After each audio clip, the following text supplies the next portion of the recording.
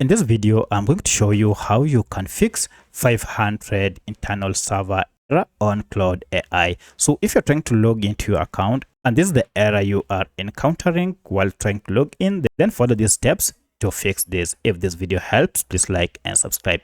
So the reason why you are receiving this error is because it might be resulting from a number of causes or issues. One of the reasons might be that Anthropic server is overloaded and thus Claude AI has a maximum traffic capacity, thus returning this error.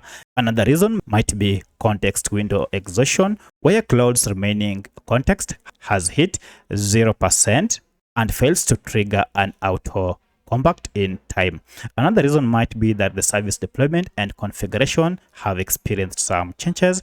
And lastly, it might be as a result of mixing traffic between platforms. So with this, there are a number of steps you can take for you to fix this. Now, one way to fix this is just to wait for auto recovery. And this is the first or the most recommended steps to do. So most of these 500 internal server error normally self-resolves within 1 to 3 minutes.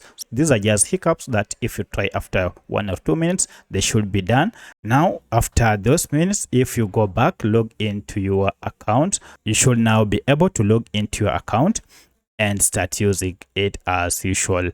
Another fix that you can use is just to start a new chat. If you're experiencing this while you are on a thread or on a chat, you can just fix this by clicking on new chat, and here your error should be gone. So in most cases, this should be able to fix your problem. However, if this is still an issue, then you might want to check for any update for the Claude Code version and make sure you are using the latest version of Claude Code. This is more especially if you are using the Claude program, that is installed program on your computer or laptop.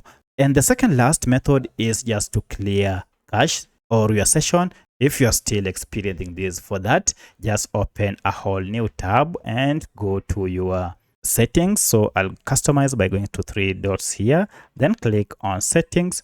And if I go to privacy here, I can clear the browsing history and log in afresh to your account. And now everything should be okay. And lastly, if this didn't solve your problem, then you might need to check your API key and configure it. So this will be necessary just to ensure that your configuration is correct. So by using any of these methods, now your app should be up and running without any issue. If you have any other question, kindly let me know in the comment section. Otherwise, thanks for watching and let's meet in the next video.